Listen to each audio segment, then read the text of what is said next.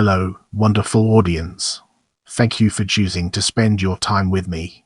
Welcome aboard as we set sail on a journey through Leen Valley Lines of the Great Northern Railway. The Leen Valley Lines of the Great Northern Railway were railway branch lines built to access the collieries in the Nottinghamshire coalfield in England. The Midland Railway had long been dominant in the area, but there was resentment against its monopolistic policies from coalowners, who encouraged the Great Northern Railway to build a line. The Leen Valley Line was opened in 1881. It ran as far as Annesley colliery. A passenger service was run the following year, and very considerable volumes of coal were hauled. Coal owners in areas further north made representations to the Great Northern Railway, which agreed to extend the line, and the Leen Valley Extension Line opened in 1892. The Manchester, Sheffield and Lincolnshire Railway had built a line on a nearby alignment including a long tunnel, and to avoid the cost of duplicating the tunnel, the GNR arranged to use the Midland Tunnel to connect its extension line to the original section. At its northern extremity, the line connected to the Lancashire, Derbyshire and East Coast Railway at Shirebrook. A passenger operation was worked on the extension line too, but again coal traffic was massively dominant. In fact, the passenger service was discontinued in 1931. In the years coal production in the area declined steeply, and the duplication of railway routes in the area meant that rationalisation was inevitable. It was the former GNR lines that bore the brunt of this. In the years plans were formulated to reopen a passenger train service from Nottingham to Mansfield. This was to be mainly on the former Midland Railway route, but a short section of the former GNR line was used around Kirkby in Ashfield. The new service and route, marketed as the Robin Hood Line, was opened progressively from 1995 onwards. In this segment, we'll be unraveling the complexities of background and exploring its multifaceted nature. The Great Northern Railway had established a terminal in Nottingham in 1857 and used the Ambergate, Nottingham, Boston and Eastern Junction Railway to reach it from its main line at Grantham. It later leased the Ambergate Company. There was considerable colliery activity in the coalfields to the north and west of Nottingham, and for the time being the Midland Railway was dominant in serving the pits. The Great Northern Railway sought to share in the business of hauling the coal to southern and eastern markets. At the same time, the Midland Railway went to considerable lengths to exclude the GNR from the access it sought, and in 1871 prevented the GNR from using Midland Railway lines in the area at all. This exacerbated dissatisfaction on the part of coalowners, who saw that the Midland was exploiting its monopoly of carriage of coal to their disadvantage, and they encouraged the provision of competing railway facilities. The GNR obtained parliamentary authority for what became its Derbyshire and Staffordshire extension, a new independent railway line from the GNR line at Colwick on the eastern margin of Nottingham. The new line was to circle round the north of Nottingham and head west, connecting in Kimberley and Ilkeston on the way to Derby and Burton-on-Trent, with a fork to link in Pinxton. These lines opened between 1875 and 1878. Now, let's dig deeper into demand for colliery connections and unveil the hidden treasures it holds within. There was also concentration of collieries in the valley of the River Leen, which runs south from near Newstead to join the River Trent west of Nottingham. Railway connection in this area too was dominated by the Midland Railway.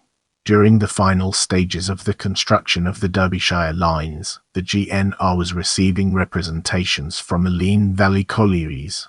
A line was surveyed and a bill submitted for the 1880 session of Parliament. The line would be broadly parallel to the Midland Railway's Nottingham to Mansfield line. The Midland Railway saw the danger and suggested in June that if the bill was withdrawn, the charges for the use of its line would be substantially reduced. Reductions from downers were mentioned. The GNR had suffered heavily in the past under the Midland Railway's traffic arrangements, and refused. The Leen Valleys Act was passed on 6 August 1880. Prepare yourself for an in-depth analysis of Leen Valley Line, construction and opening in this section. Construction was put in hand immediately. On 5 November 1880, a contractor named Lovat undertook the work for £89,077 sterling and to complete by 1 January 1882. Saxby and Farmer were to install the signalling. The new line was to make a junction with the Derbyshire Extension Line near Old Bastard and run north, paralleling the Midland Railway's line from Nottingham to Mansfield. In doing so, the new line crossed the Midland Line twice and connected with collieries at Bestwood, Hucknall, Linby, Newstead and Annesley. The GNR called the branch line the Leen Valley Line, and the junction with the Derbyshire and Staffordshire Extension Line was named Leen Valley Junction. From Leen Valley Junction the line ran for 6 miles 53 chains to Newstead and was double-tracked throughout when completed. There were colliery branches to Bestwood Park, 4 to Hucknall Colliery, 2 to Linby Colliery, 2 to Bestwood Colliery, and 2 at the end of the line to Annesley Colliery. Gradients were stiff, with considerable stretches of 1 in 70 and 1 in 75. Leen Valley Junction signal box was commissioned on 9 May 1881, and in July coal traffic from Bestwood Colliery began over a single line. On 18 October the line was opened to Linby Colliery, and on 27 October 1881 the line opened throughout for coal.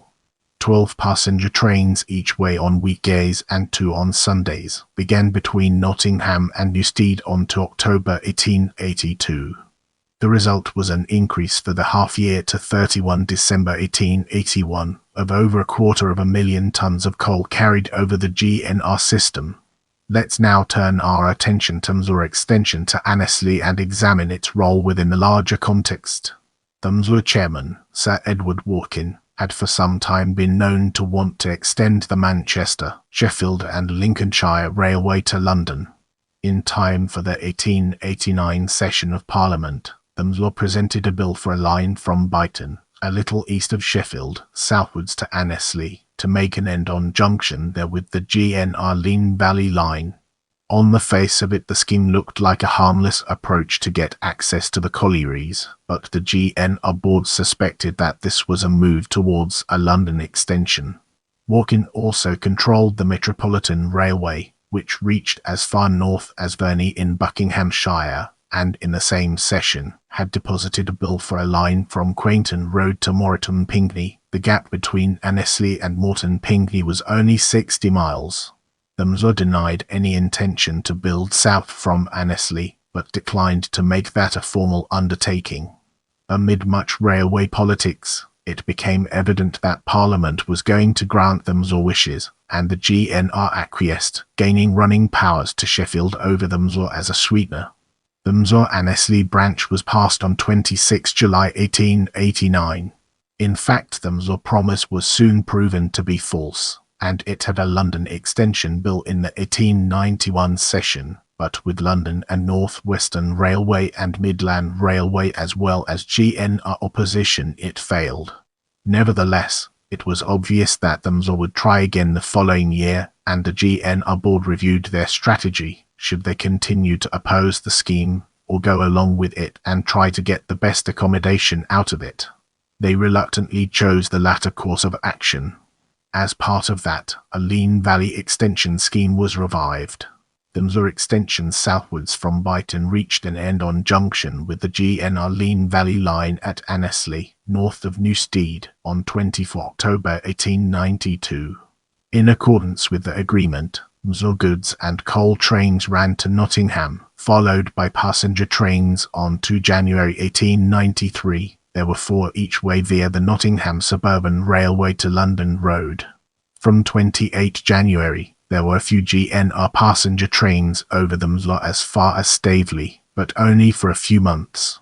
The GNR obtained access to several collieries, but unfortunately for the GNR, and the LNWR agreement meant that the LNWR did too. Meanwhile, the fresh MSLR extension bill passed most stages by June 1892 but, held up when Parliament was dissolved, did not become an act until 28 March 1893. As we progress, let's shine a spotlight on Leen Valley Extension Line and examine its intricate interplay within our topic. The GNR now decided that it should extend further north from Annesley, and this became the project for the Leen Valley Extension Line. It was authorised on 20 June 1892, with an amending act on 29 June 1893. At this time the GNR had so many commitments that construction was delayed. Stanton Iron Works Company, which had collieries at Silverhill, Teversal and Pleasley and Sutton in Ashfield, asked the GNR to hurry up. As originally planned, the line would have begun at the end of the original line, at Annesley, which would have meant construction of a tunnel under Robin Hood Hills. But as the MSLR opened its extension to that spot through a tunnel built for their line, it was arranged that GNR trains would use the MSLR line through their Annesley tunnel, and then for 450 yards to South Kirkby Junction, where the new line would diverge. W. Binns had the contract and began work in June 1895, but got into difficulties excavating a deep cutting through rock. Work continued with financial support from the GNR through a further deep cutting and a bridge under the Midland Railway, where there was a difficult operation on a Saturday night to install the bridge before the first Midland train on Sunday morning. The line continued by the Ewash headwaters to Sutton in Ashfield, a distance of 4 miles. Some land came from Lord Carnarvon, then the line went through another limestone cutting into the Meaden Valley, through Skidby to Pleasley Colliery. From Skidby, there was a 2-mile branch to Teversal and Silverhill collieries. On 8 February 1897 the single line was opened for coal traffic to Skidby, Teversal and Silverhill. Meanwhile, the board decided to operate a passenger service when the line opened, and in April gave a contract to Pattinson's for stations at Sutton, Skidby and Teversal for £14,742 sterling.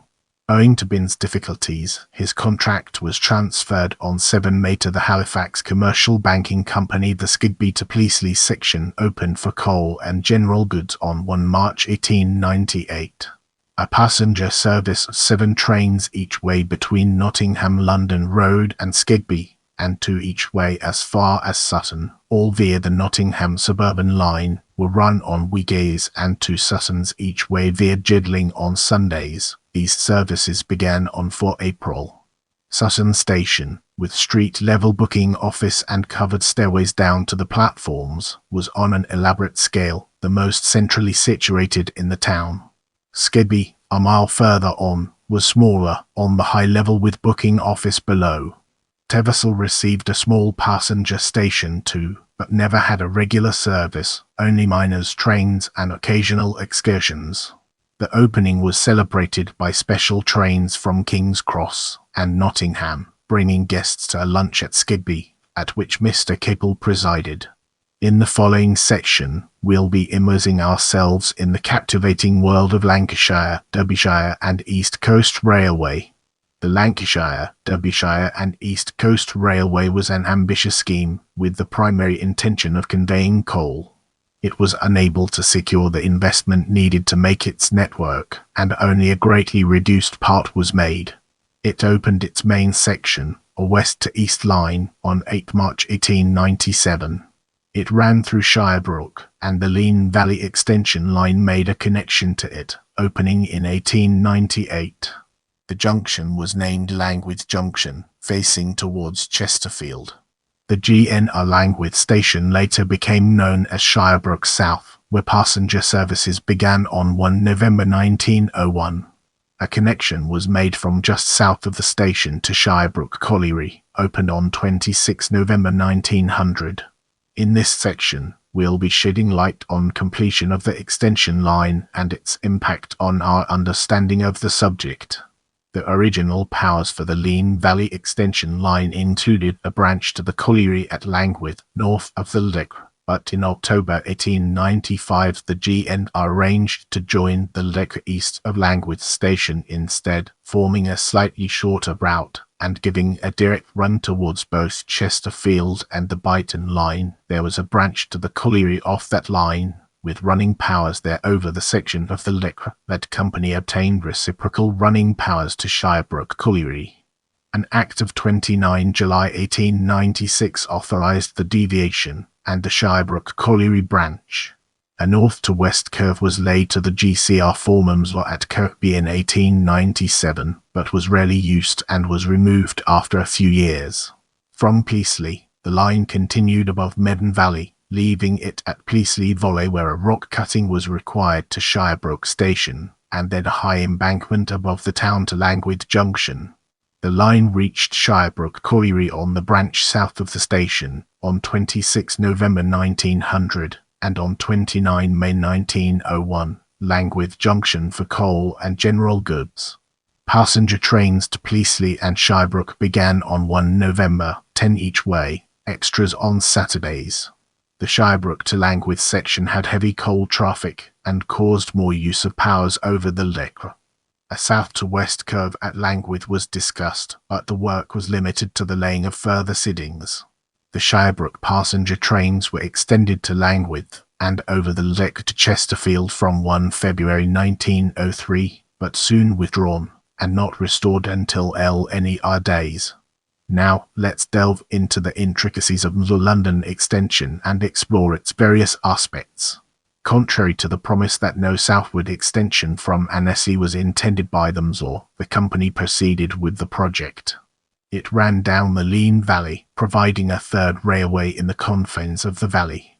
The London Extension Line came south from Annesley no longer an end-on junction through Bulwell, over the GNR Derbyshire Extension Line to New Basford, through Sherwood Rise Tunnel to Nottingham. Connections at the intersection were complicated. The MSLR soon-to-be GCR line ran broadly north to south and the GNR Derbyshire line ran east to west. The Leen Valley Line running southward made a connection from Moorthorpe Junction or Bestwood Junction into the GCR southbound at Bulwell North Junction, grades separated on the GCR line.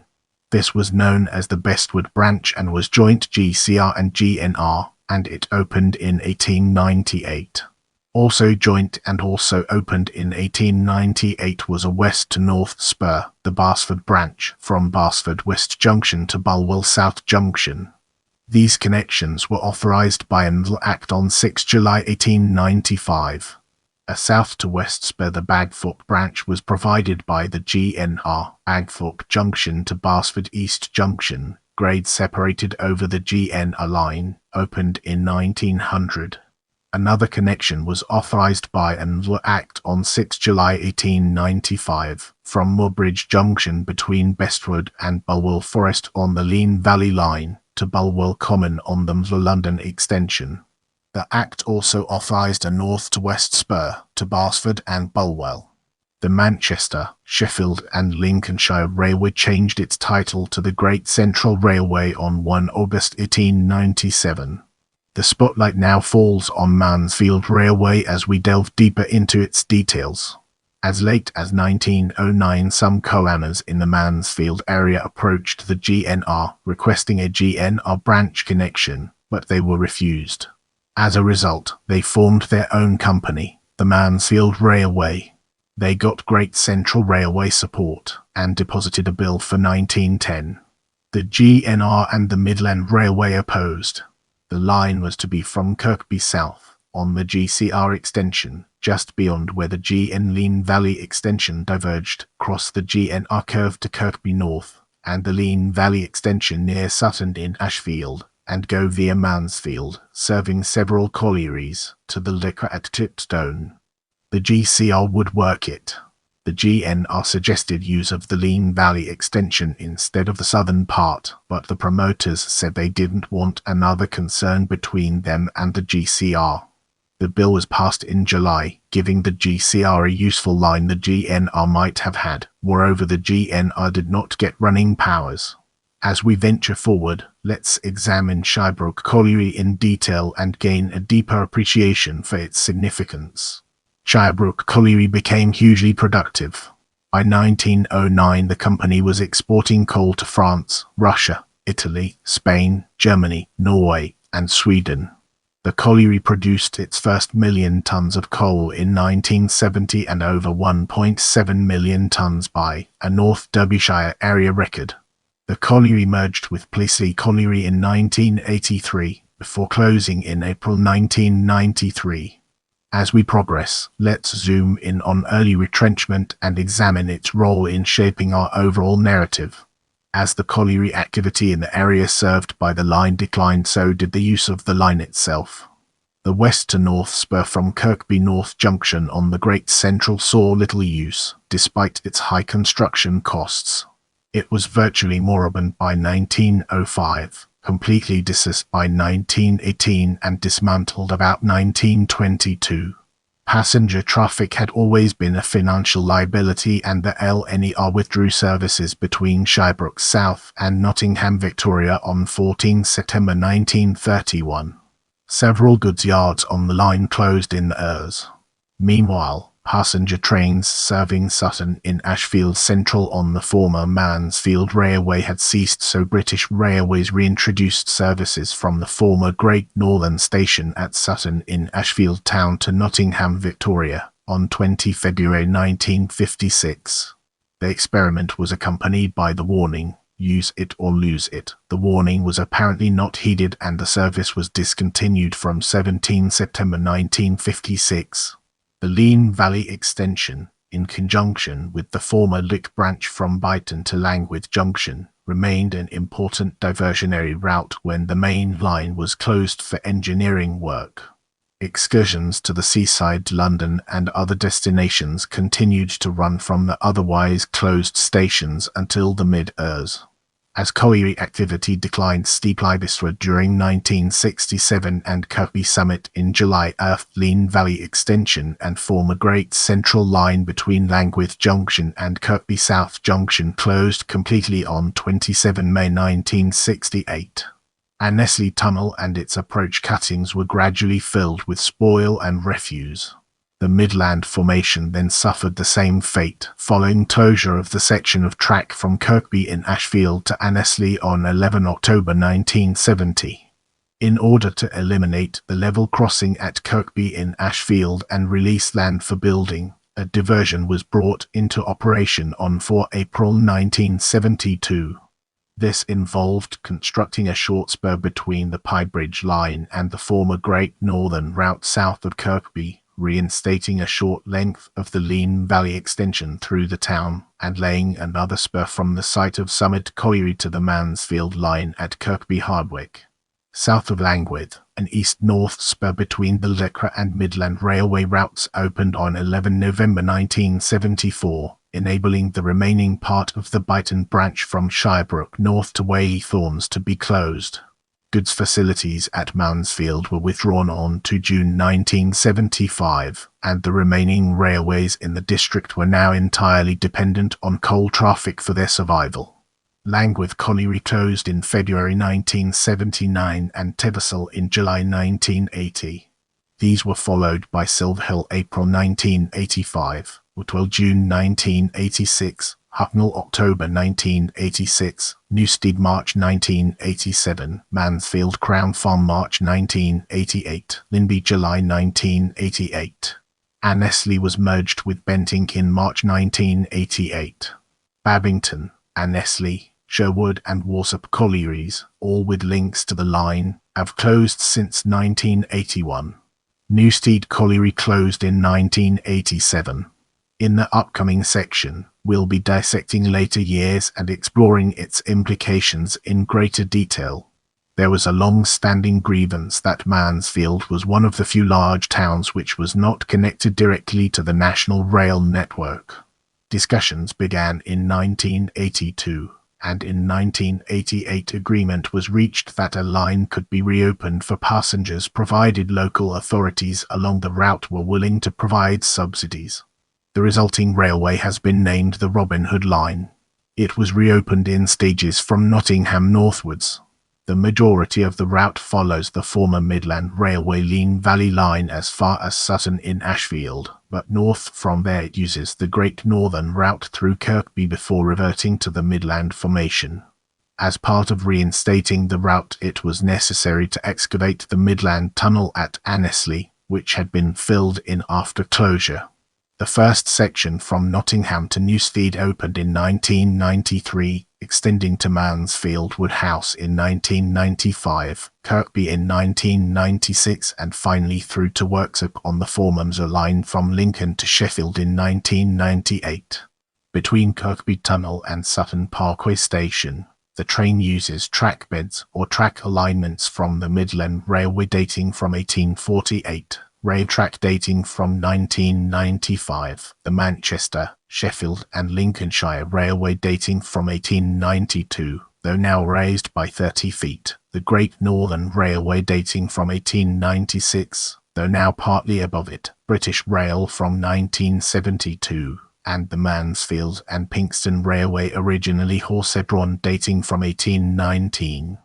Let's now turn our gaze towards Leen Valley First Line and explore the fascinating connections it has to offer.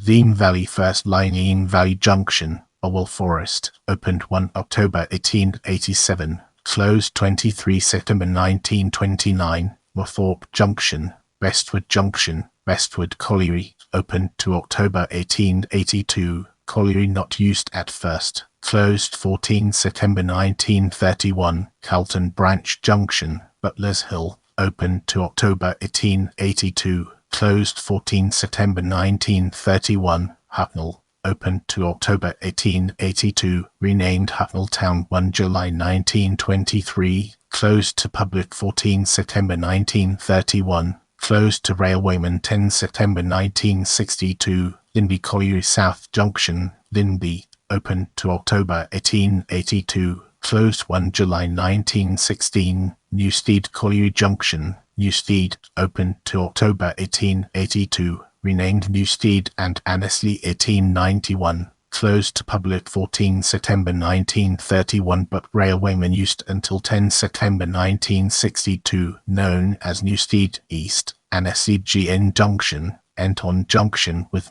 Annesley Colliery. Now, let's shift our perspective and explore Leen Valley Extension Line from a different angle.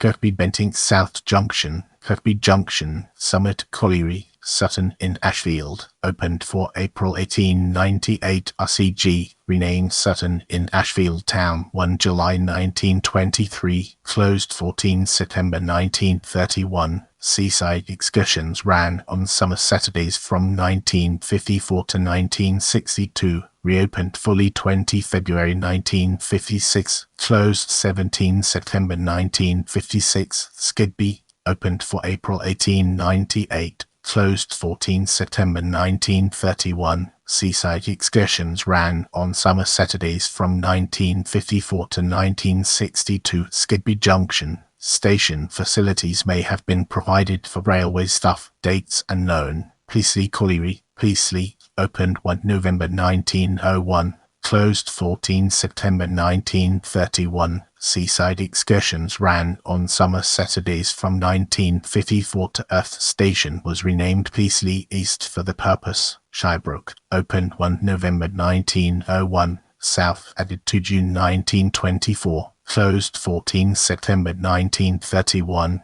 Seaside excursions ran on summer Saturdays from 1954 to 1962. Langwith Junction, Junction Station on Dick Line, opened 8 March 1897, renamed Shirebrook North to June 1924, closed 19 September 1955. Seaside excursions ran on summer Saturdays from 1954 to 1962.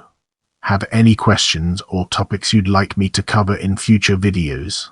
Let me know in the comments.